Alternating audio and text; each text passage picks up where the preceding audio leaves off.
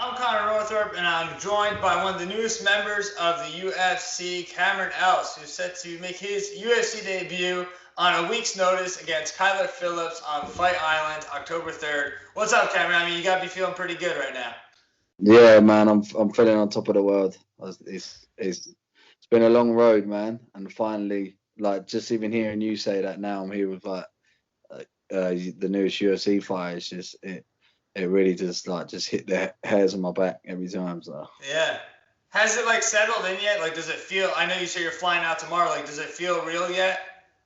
um, it's really weird one, really. So like ever since I got the news and from the manager and Jason, and I was like, really? Are we done? Yeah? Is he accepted? He's like, yeah. I was like, right. I said, I'm really sorry that I don't seem really ecstatic right now, but I just have no feeling. Like it just didn't it didn't fathom in my head. It was kind of a weird, surreal feeling because I always knew I was going to be in the UFC because I'd never stop. I'd never ever stop, and I outwork everyone, and I do whatever I can to get there and make everything like my name there. So I knew it was going to happen, and that's happened. It was kind of like, no, here it comes, and then it wasn't until like um bit later on, like I got a voice note from a friend, and he just basically said to me like he was quite teary up in the voice note, and he said like, man, you've worked so hard for this, like 10 years, like your mind set and your determination has inspired so many people around us, and you did it. Like it's all down to you. The late nights in the gym, it's you. Like when you was down, you had to pull yourself out of the hole, and it really took me back. Like, and I was like, I like said to the missus, I was like, she's like, you all right? And I was like, just give me a second. Like it just got me. Then it hit me, and I went into the toilet. I'm not even gonna lie, just like for the first time in a long time, I've never cried with tears of joy. Like, and I just started crying and stuff. And it was so real. Like I was I was emotionally like I just wanted to burst in tears and let it all out. And then I come back in and I brushed myself off, and then I tried to explain why. And each time I spoke about it, it was just me saying like this. It's hard because what it is that I've worked so hard. Like I just generally knew this would happen. Like, this has been my dream. Like I always said to myself, if I didn't make the UFC, then the career's wasted. Like I just need to get there. I need to do it. I need to do it. And when it happened, it's just so overwhelming. And now I've got that out of my system. Now it's just like, I'm not here just to be here and make up numbers. I'm going to be here for a long time. I'm going to create some great memories. Yeah. I mean, like obviously, like like you said, like you have a lot more plans than just being in the UFC. But is there any sense of like a relief too, just to kind of just to know at least you're here now, and then it's just like that next step for you? Yeah. Yeah. Like, so I was saying before to my friends and that the road to UFC is so hard, right? And I know other people say, oh, that it's harder staying there. Of course, competition wise, it's obviously the level's higher. But for me, I don't think so because my road weren't easy. Like I've had promoters fuck me over. Do you know what I mean? Like I've gone Mm-hmm. in and done great things on short notice, and it fucked up their business plan. So then they hide you away, and I quickly realised that the higher I was getting closer, the more corrupt it was getting. Like with now we did that one meant Zappin. Let's just like not even release his fight of him knocking out our guy because we wanted our guy to win and just put you under the rug. So for me, it was like dealing with those emotions and those up and downs. I found it hard, like the roller coaster. And they say like to every mountain top, you got to go through the down, through the valleys, and up and through it, and it's never straightforward, which I got. But I've always been one that things that I can't control really used to upset me, and I would say, listen, I will do everything my end. You make sure you do your job, your end, and I turn up and I show up and I do my stuff, and it won't happen. And so because I always wanted to get to the UFC, it's like I had to succeedingly like weave through it, and it was emotional getting there because ultimately it's out of my hands. Like I knew I was good enough for the UFC a long time ago. I knew it, but I weren't getting it because people didn't want me there, and they wanted other people there. So it was hard. But the moment I signed that, got that call, and now I'm signing the UFC, honestly, the weight is off my shoulders. The demons, like the demon that was in my head daily, like you need to go UFC. Like, don't get in UFC. Think when you open up your gym, like you're not a UFC fighter though, and think what everything comes with the UFC. You know, like open up gyms and just your life's a lot better. That stamp, like that name on you means the world. So now I feel like I'm at the front. I've been at the front of the queue for this ride for a long time. They've now said I can board the train, like and I've got on it, and now I don't care about the downs, and I don't care about the highs and the lows and the twists. I'm happy to be here, so that I'm here, like you said, like it doesn't matter. It does not matter. Like anything can happen. We're fighting at the top best level in the world. All I can do is enjoy it and take that stress and that weight off my shoulders, which I have done now. Like I'm not getting younger. Do you know what I mean? I'm ultimately we're all getting older, so don't worry about it. I think if I went in at like 21, yeah, and I went into the UFC at 20, then yeah, there's a lot of pressure. You don't want to be that guy that goes in there, you get string a couple of losses and you get cut. That's big for a 21-year-old to then go away and then have to climb back up and battle to get back in. Mentally, it breaks people, and I've seen it first happen. So I think now I think I've joined the UFC at the perfect time. I've gone through so much, honestly, so much. My story, like you only got to follow me on Instagram and see my training and what I believe in and the ups and downs and lows and that. So now I'm in there. I'm just enjoying it. I'm going to enjoy the ride. I'm going to leave it on the line every time. I'm going to be. I want my legacy. Now it's creating my legacy. I want people to remember me as a household name and a guy that always come in and brought it every time. And it don't matter where I'm on the card. I'm the main event. Trust me. Yeah. Like, how surprised, like, were you, too, that you got the call? Because I saw on your Instagram, too, that maybe there was, like, a little bit of talks for back in July. I think it was you could have been a replacement against Jack Shore or Nathaniel Wood. So, like, once that didn't work out, I mean, did you feel like you were kind of, that it was going to happen sooner or later? It's funny how it is, right? I've always known it's going to happen because I'm in control of my effort. And I said this before, is the guy that never gives up is always within a chance. Do you know what I mean? And I won't give up. And if I won't quit, then there's always tomorrow, you know? So I knew it'd happen. Obviously, those fights, I said yes to both of them fights, and they didn't happen. And it was gutting, it was hard, but I just said, you know what? I'll catch up with Nathaniel Woods when we're in there. And that's going to make for a great fight, trust me. Like that's going to be something that hopefully when the crowd's all back to normal, and I've got to get a few wins in the UFC. Now I understand that it's not no late replacement. I'll put a couple of wins together or whatnot, and then hopefully it will just everything will phase over and we'll be able to like get on the main card or headline it or whatever, and then really like have that bragging rights for the UK. Like that's just something down the line. So for now, like, I knew that was going to happen. I'm not bothered.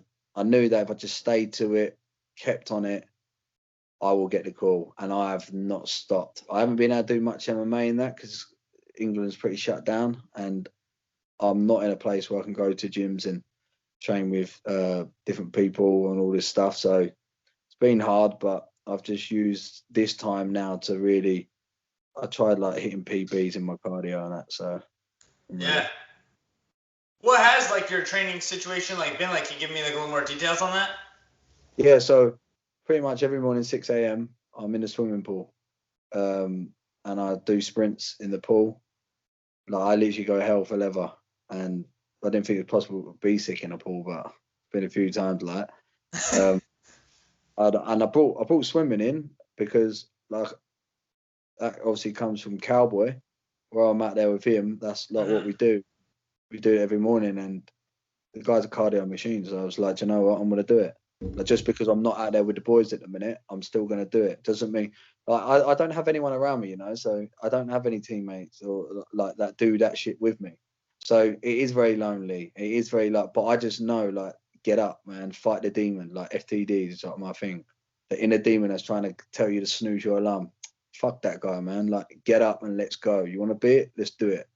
So I've trained 6 a.m. swimming, and then I'll be back out, and then I would go and spar my kickboxing coach.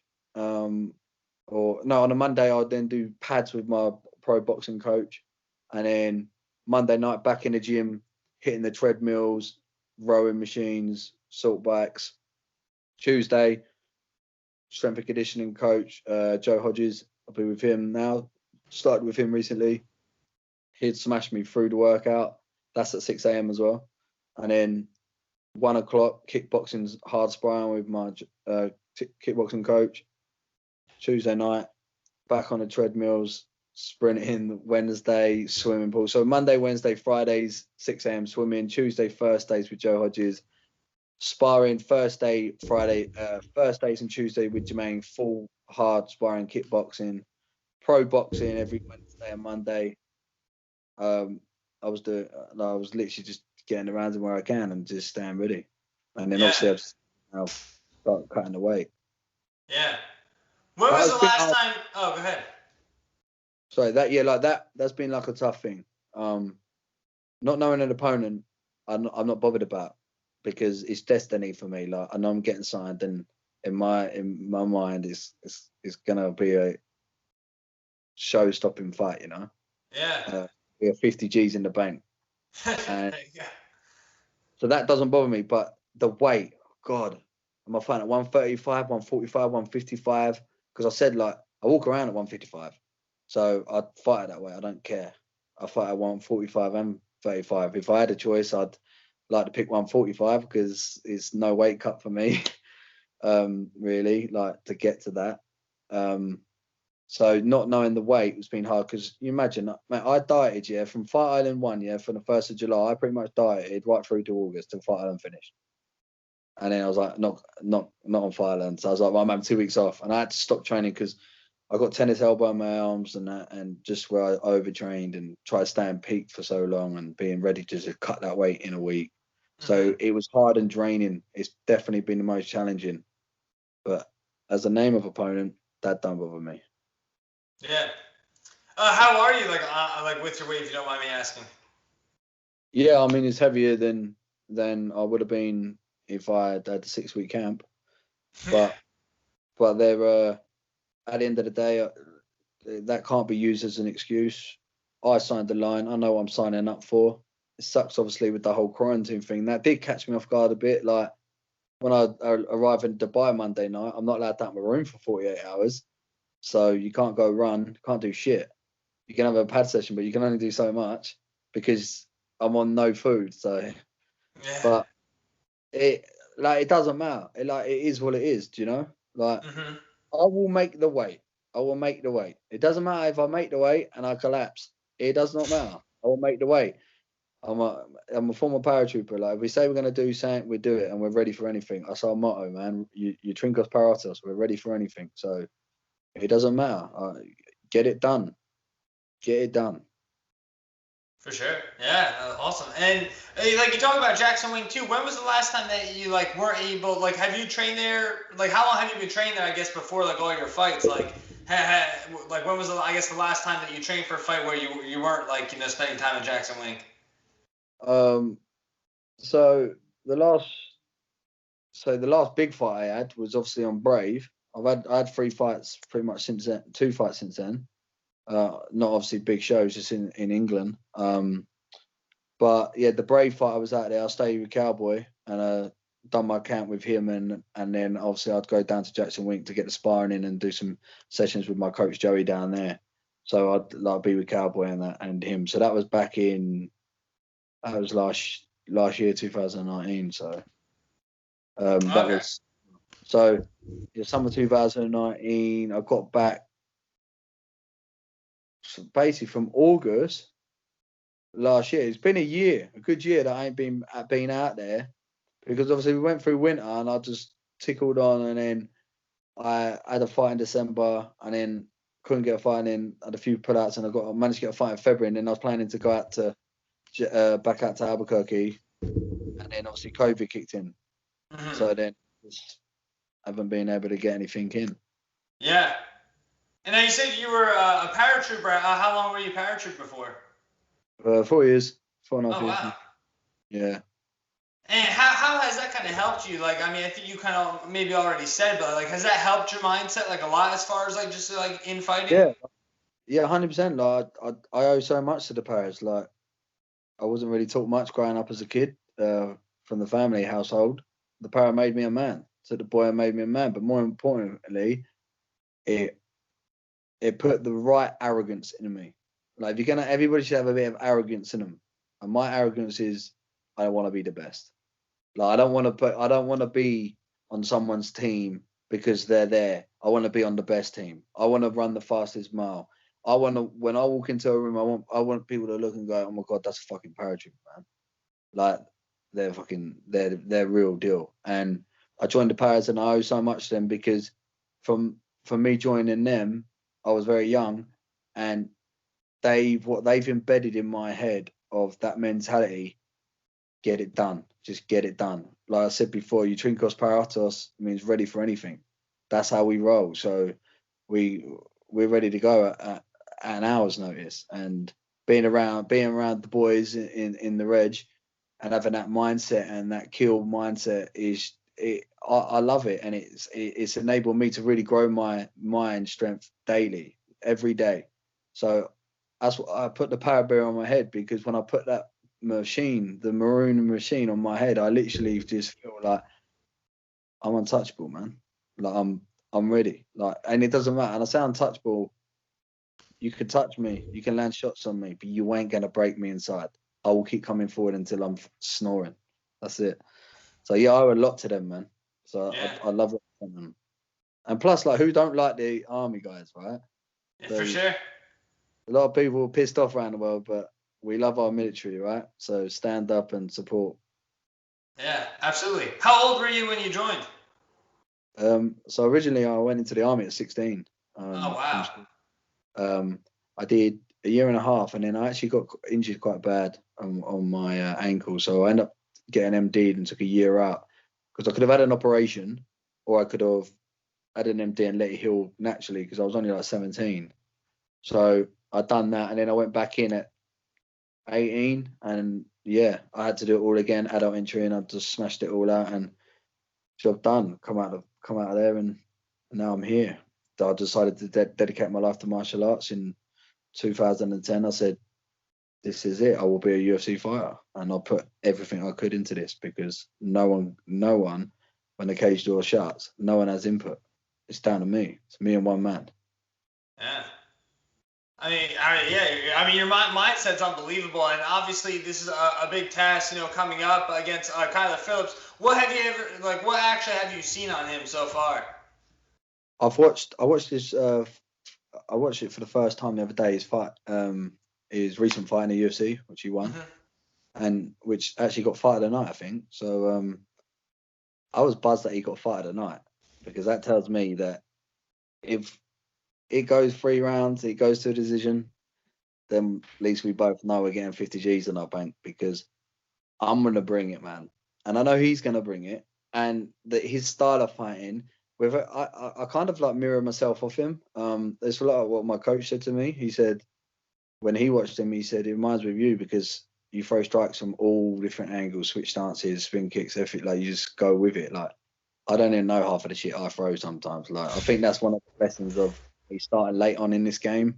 And like, I'd never done like kickboxing as a kid, so my mindset was, when I started out doing boxing, kickboxing, when I first started in 2010, it was like, if I try and learn all the basics now, then I'm going to get my ass kicked, because people have been doing the basics for years.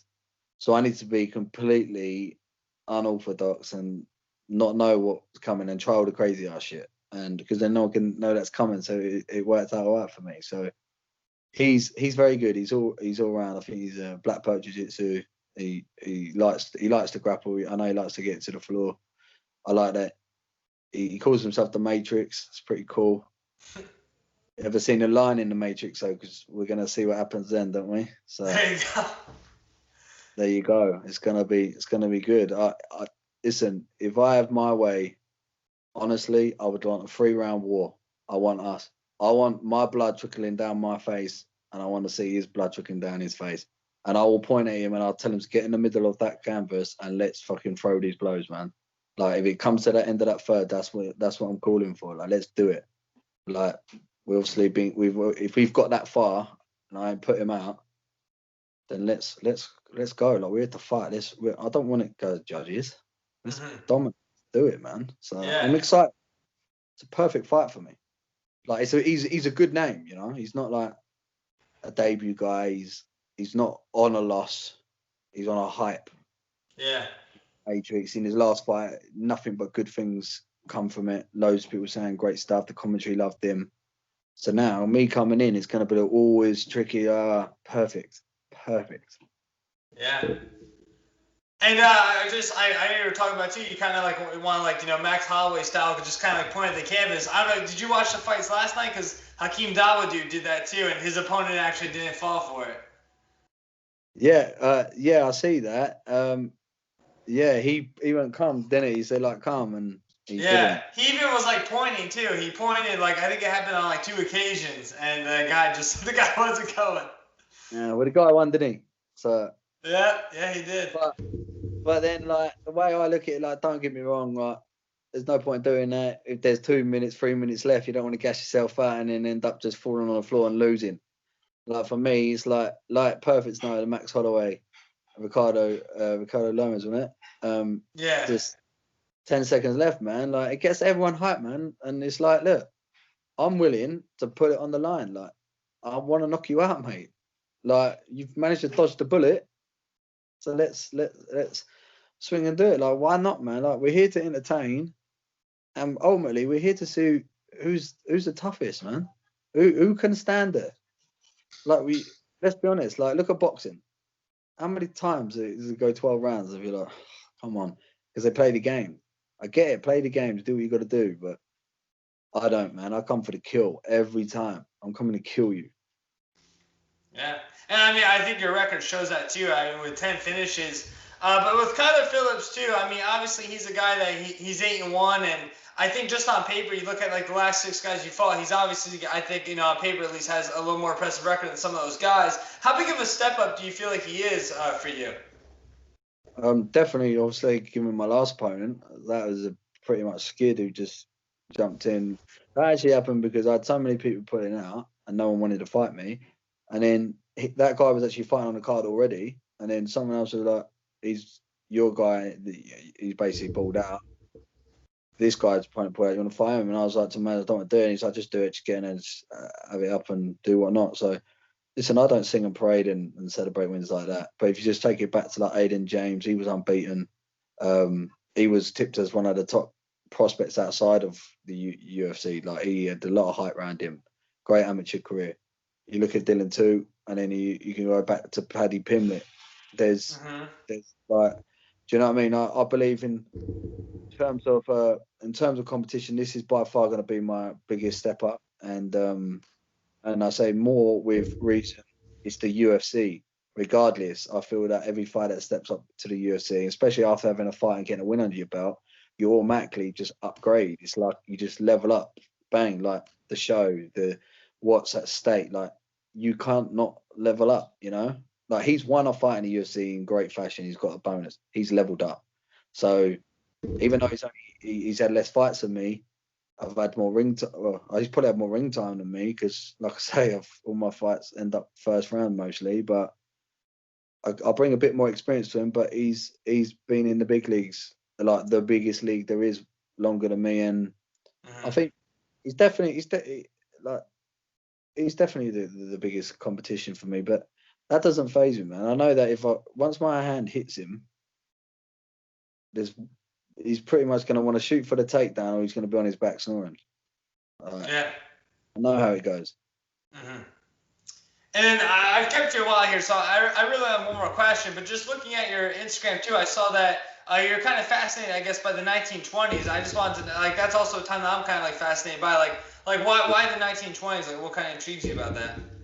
It was a year of prohibition, and it was like, I think back then, loyalty and honor and brotherhood was at its highest. Like, I loved the old mafia scene, and as much as like the mafia may come across as bad people and all that, like the American mobs and stuff, like their their morals they live by and their code they live by, I love and I'm fascinated by it. And I always think, like, if I could pick a year to be born in, I'd like to be 21, 25 back in 1920, like dressed the way they do and just be around a brotherhood. Like, I'd like to be in a mafia gang like that. If I was back then, I'd be in a gang. I'd be running gang shit.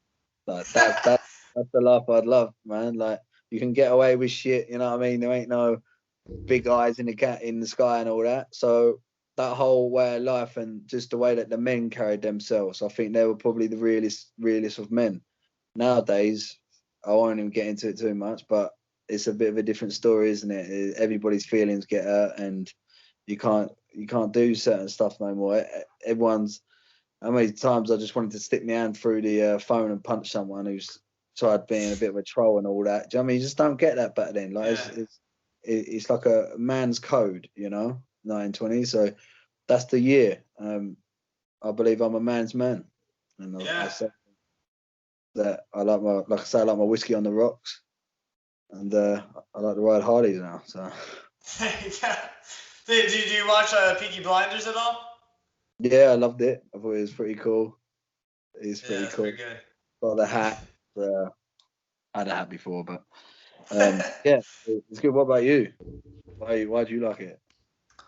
Well, I mean, like, because I'm in New Jersey, so I'm not far from New York, and like in New York, it was like, you know, the Roaring Twenties, all these like factories, you know, tons of people were coming into the country at the time too, and I just thought it was like, you know, like what a chance for like opportunity too, like in like a place where it's like it just seemed like it was almost like limitless, you know what I mean? Yeah, that's what I mean. Like, you just had to go out and get it, man, and like you could make it. And prohibition actually changed. Prohibition is the reason why the American mob was formed. Obviously, the ban of liquor was it. It's amazing. I tell you, if you haven't watched it, I watched it on Netflix a while ago, and it's about the American mob, and like literally for was it Charles? Is it the one with like about like the cops too? Like it talks about like the cops and the mafia, like that? Was it that one in New York or Yeah, no? so it goes back to like the head boss. I forget his name now. I just literally dropped out of my eye when this happens. Charles Lithuanian, Charles something, Italian mob, and he built his way up. And then when Prohibition kicked in, he formed, and then they created the board where they took all the top gangsters from each thing, and they had it represented. Then you come forward and you sat down, and that was when the American mob was formed. Then you if you was going to put a hit on someone, they had to have reason to take to the board and that. And just by watching that, honestly, it's so good. Like, I'm so glad it finished. I'll probably watch it again now. I've been talking about it, but watch that, honestly. Just type in American Mob, and it's Charles Luciano, something like that. All right, yeah, I'll check it out for sure. He's the main dog, man. He's gang. Have you watched what's the other one? Boardwalk Empire. Yes, that was a great show. Yeah, Steve Buscemi and all that. Yep. Yeah, so that's life, man. Yeah, that was like Atlantic City too. I'm like 30, 40 minutes from Atlantic City too. So I thought that was like fascinating. I mean, I think they filmed it in New York. I think they filmed it like in the Navy Yards. My friend in America, he's from Boston, and what was that? My friend in America, Finley, he's from Boston, and he's like, I love that accent. That's the most like New York mafia, like, and Boston's got the most gangster accent, mate. Like people love my accent in America, but I think the best one is the proper "Hey ma." Yeah. What's so crazy about like Boston accents is I actually just went to Boston for the first time. This was, I guess, in May 2019. And like, you know, you see the movies and stuff, and everyone has these accents, but like I didn't think like everybody talked like that. But like when we went, we were like, everyone talks like that. Mate, it's so good. It's so good. And I love, my favourite food is Italian food, like pastas and that. I cook a lot. Like, I make all homemade sauces and that. And like, I went to Italy first time last year, and it didn't actually live up to my expectations. I actually prefer a lot of my own pastas and that. But I think, mate, I'm really dying to get over to like Boston and New York. I've never been in New York or Boston, so that's definitely going to be on my my list as soon as this COVID stuff sorts out, and get some good Italian food in me. Yeah, like American Italian. So. Yeah, for sure. Awesome. All right, Cameron. Well, thanks for your time. Anything before I let you go? I just wanna say that I hope, yeah, the reason why I so wanted to succeed also was because obviously, as you've seen, I've got a bit of a following, and I have a lot of people that inbox me along my journey, and when I was going down and through the dumps and whatnot, and I pull myself out, I speak to a lot of people and I get back to them, nearly all of them, and I know that they always credit me on my determination and my mindset, and they needed me to get this, because I always say to myself, if I didn't make it, or I decided one day to quit, like, oh, I'm not gonna do it no more, like, I'll keep getting shut out, then a lot of those people would quit on their daily jobs and their daily tasks and their ambitions, you know. And I feel by me now fully achieving that dream, all the people that have seen it and actually believed in it and like watched it and heard me say, I'm going to be in the UFC, my words, they know I've only done it through pure hard work and dedication, and that will inspire them. So if I inspire them, that's all I wanted to do. And now I know, because they messaged me and they're like, "You've done it. I can't believe you actually done it. I'm gonna smash my interview tomorrow. I'm gonna go for this. I've decided I'm gonna go join the army. I'm gonna do that." And that's what it's about. It's about that. It's not about the haters. It's not about proving the haters wrong. It's proving the people that believed in you right. And I've matured over the years, and 3 years ago, I would have got on it and gone, fuck the motherfucking haters, where you at and all that. But I don't care. I've got no time for negativity in my life, about positive people. So I'm just saying. And one more thing. It's okay if you was a hater, but this is the last stop. Saturday night, you better get on the train, on the Cam Cheetah hype train, because if you don't, then I'm going to make jokes about you. All right? I understand negativity. People don't believe in you and that. It's your last chance to get on the Cam Cheetah hype train. All Get right. on it. Okay. Well, I'll get on that train, Cameron. Thank you so much for the time. I really appreciate it. I wish you the best come October 3rd. Thank you very much. All right, Cheers, Cameron. mate. Take care.